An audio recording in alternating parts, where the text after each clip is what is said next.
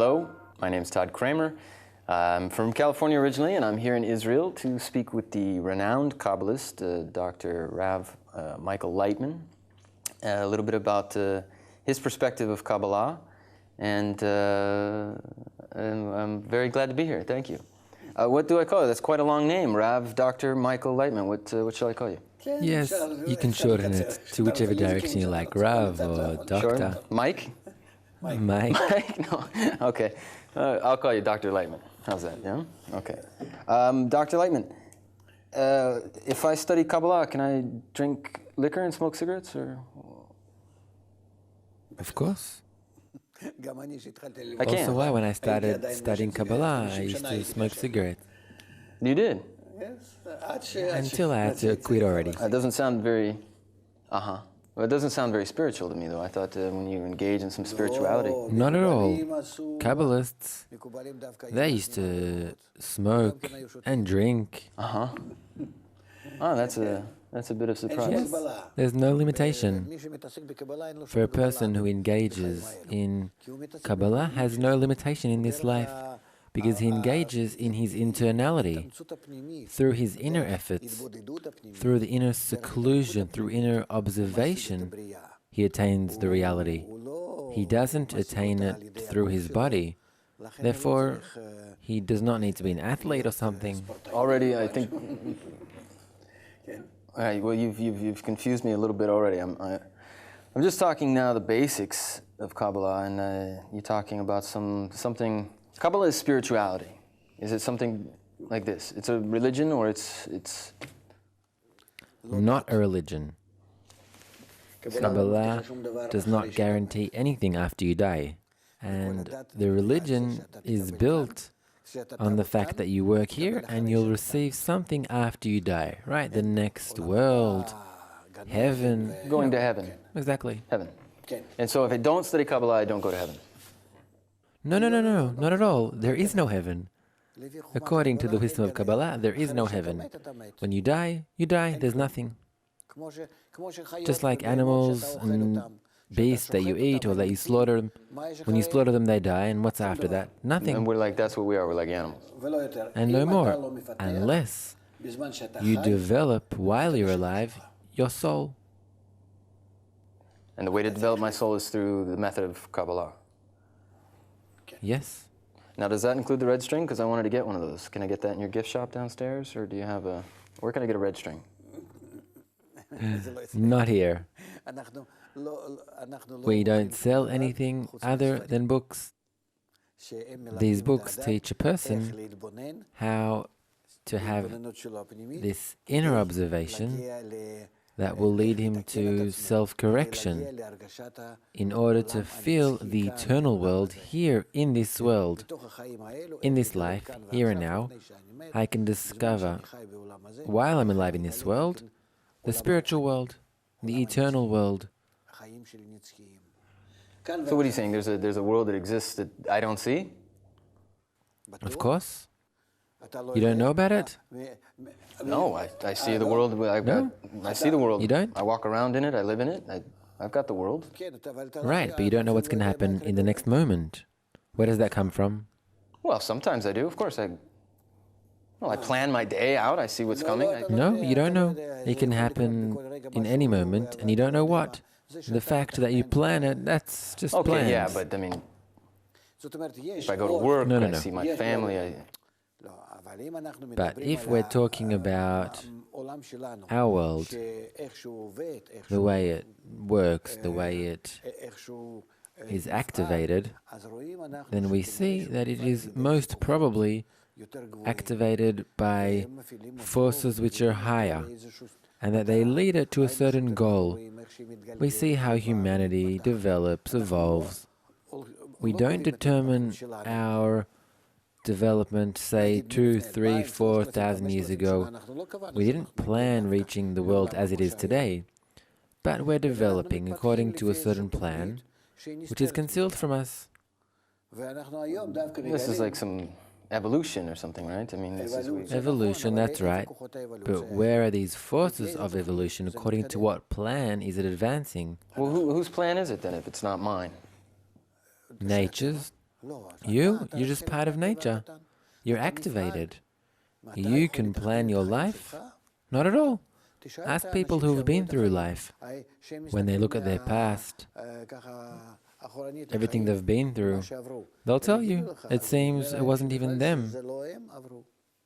It's not under a person's control.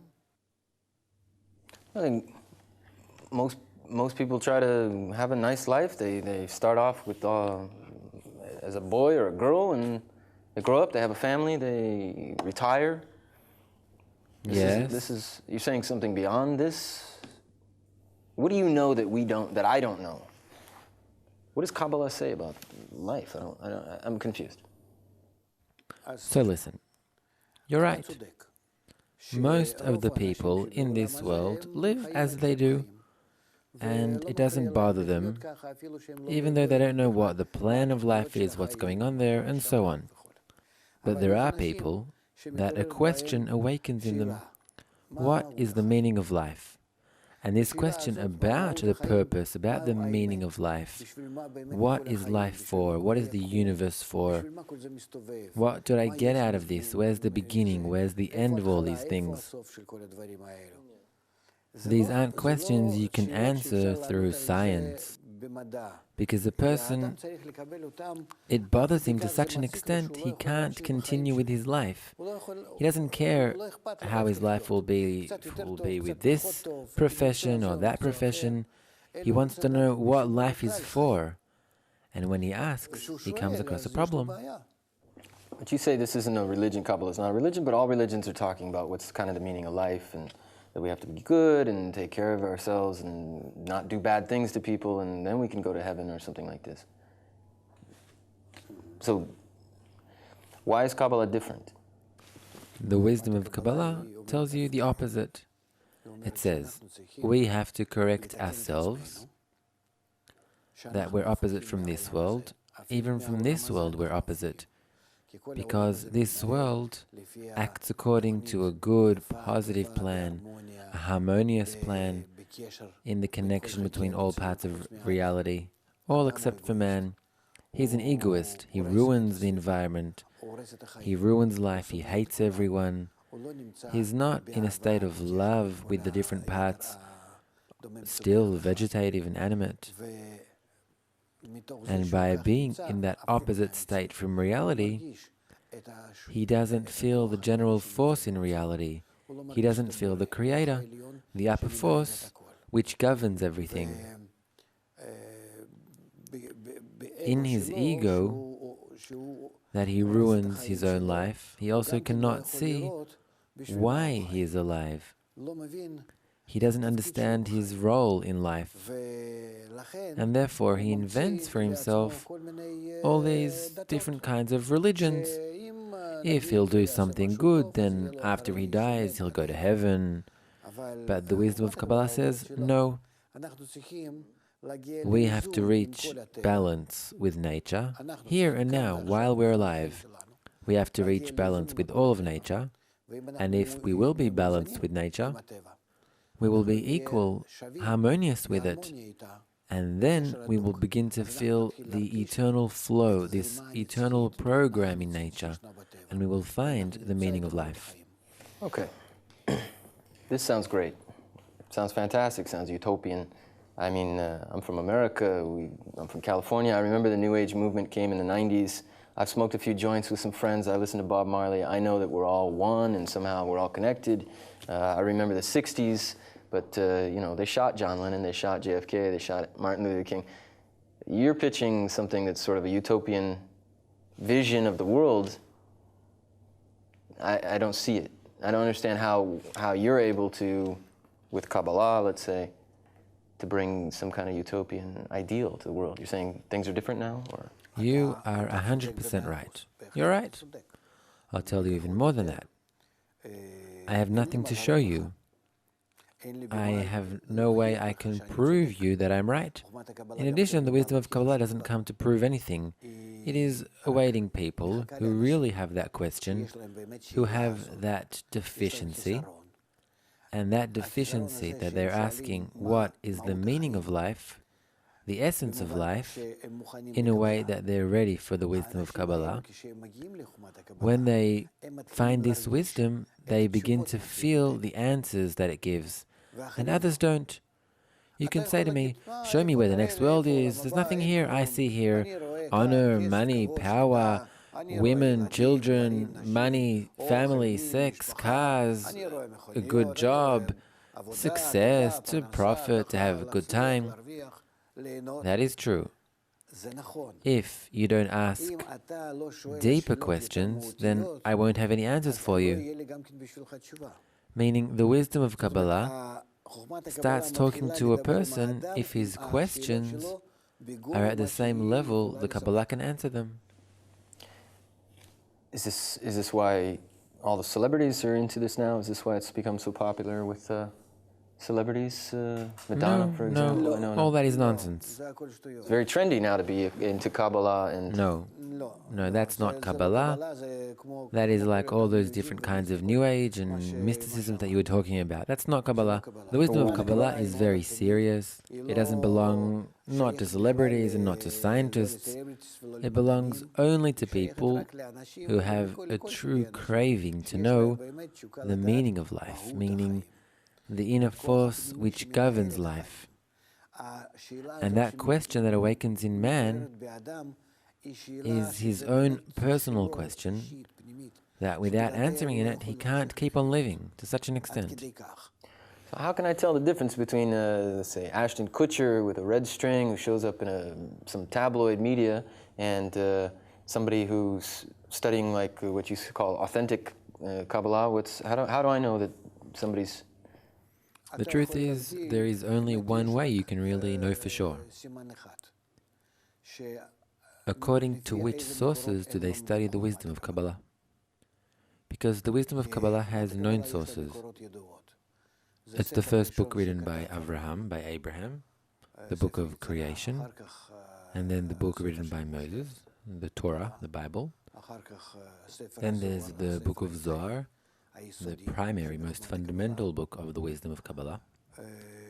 Then there are the books of the Ari, who was a Kabbalist from the medieval times, and then the books by Bala Sulam, who was a Kabbalist from the 20th century. And the writings of these Kabbalists are the foundation of this ancient wisdom. And anyone who studies according to those sources is considered that he studies the wisdom of Kabbalah. Okay, but all those books you mentioned, these are all Jewish books. So this is Judaism, basically, then. The wisdom of Kabbalah came from there. What can you do? Came from Judaism.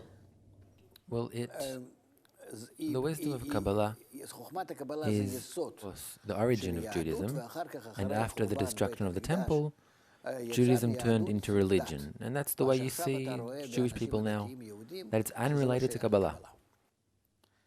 That's a different topic completely. If you're talking about the sources, then I told you who the sources are. Well, you're saying that Judaism came from Kabbalah.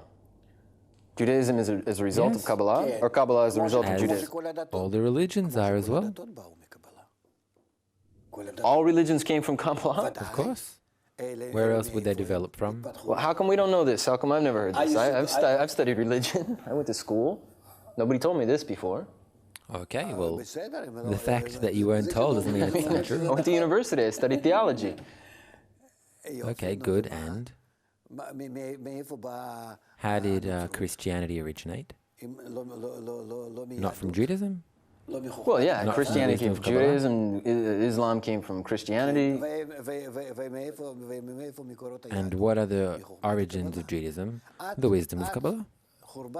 Until the destruction of the temple, there was no religion. There was the wisdom of Kabbalah.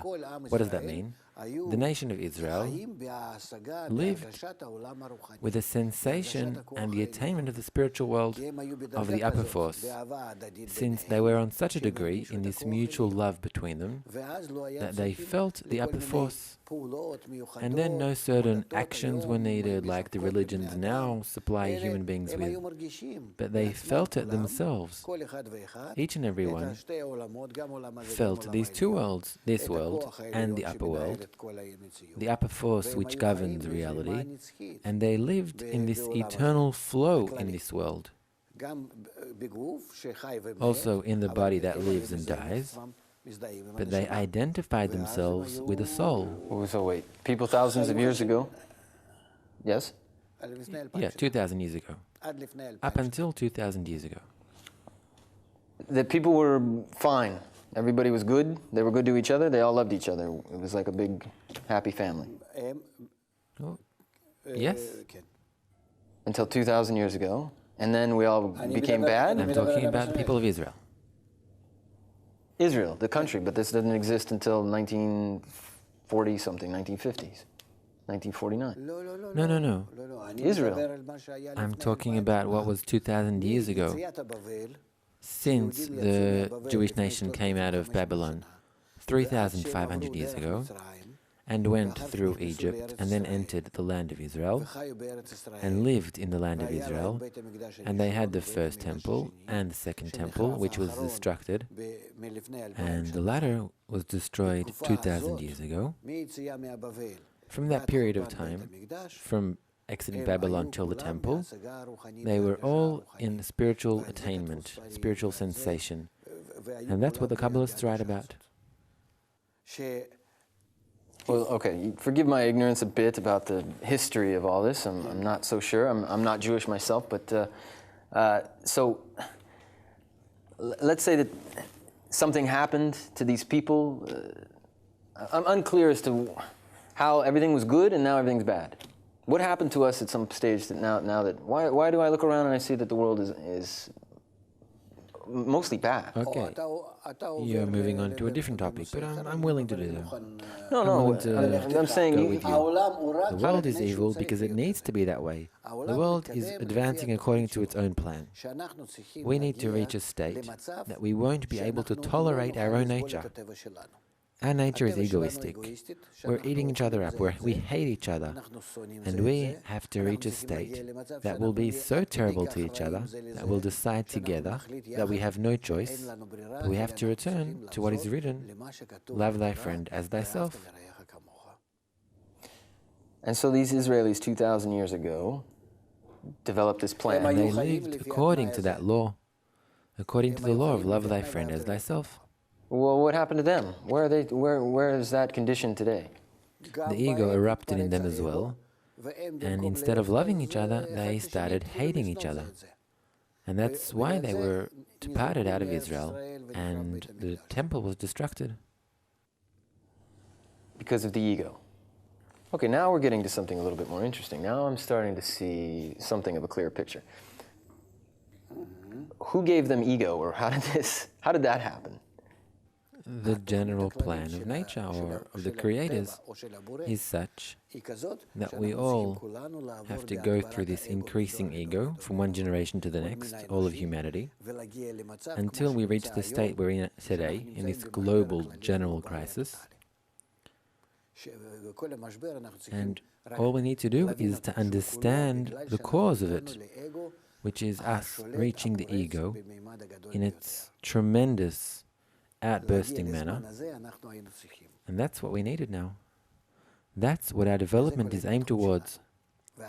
Therefore, the wisdom of Kabbalah is revealed in this time, which we can explain to us why we've reached it, and how we can deal with our current ego. And if we want to invert it to love of others, then this wisdom can help me. It has forces which can correct it. If we can just focus just now on ego just for a minute, because now I've found something different, something interesting. And religions don't treat the human ego, by the way. Well, wait a minute now. A Buddhist will tell you to sit under a tree and you do this for a while. Maybe it takes you a couple of years, but yes. You're eliminating your ego to a certain extent, and you get enlightenment, and then what? I don't know. You go to heaven. Why? They cancel the ego. That's true, but they cannot correct it. They cancel it. They eat less, they breathe less, they think less.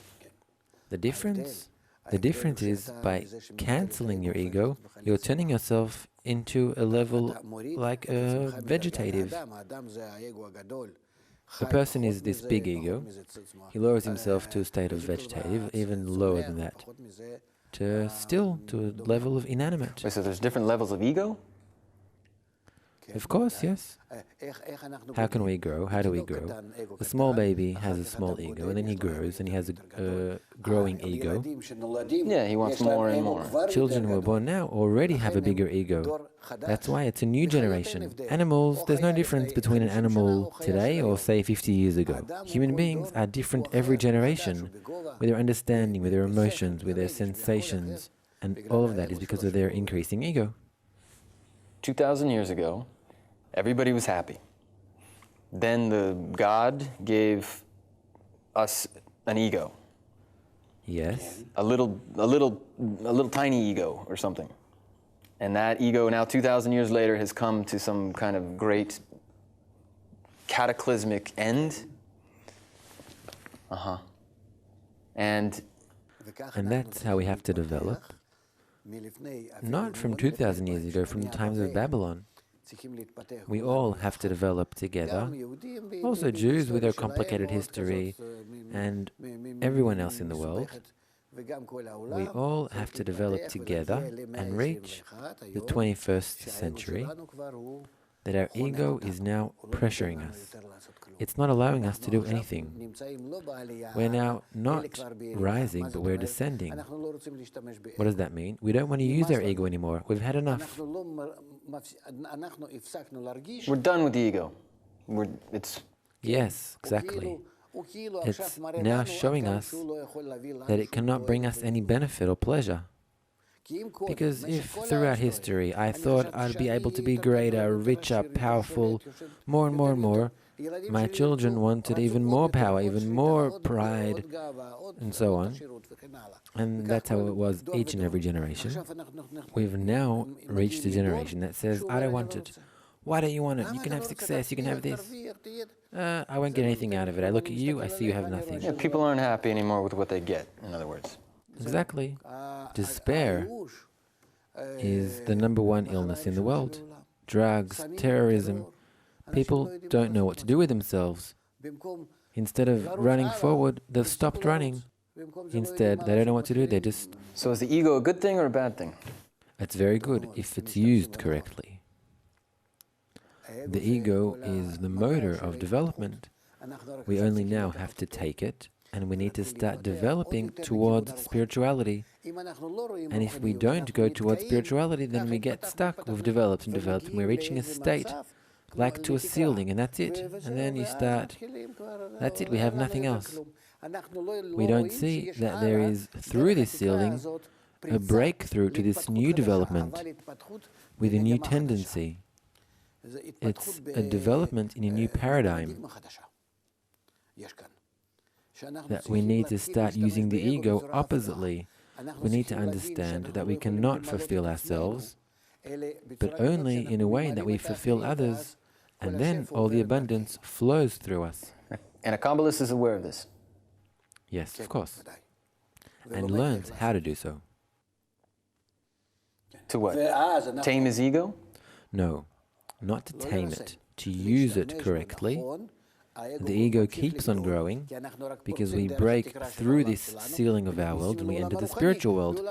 In the spiritual world, the ego keeps on developing, but it has a reason, because there we use the ego in order to connect to the others, and each one can fulfill the others. And to the extent one begins to fulfill the others with love in this mutual participation, to that very extent he begins to feel how from that he has this new life, this life above this ceiling, above this limit, a life in which he feels the flow of eternal life. Eternal.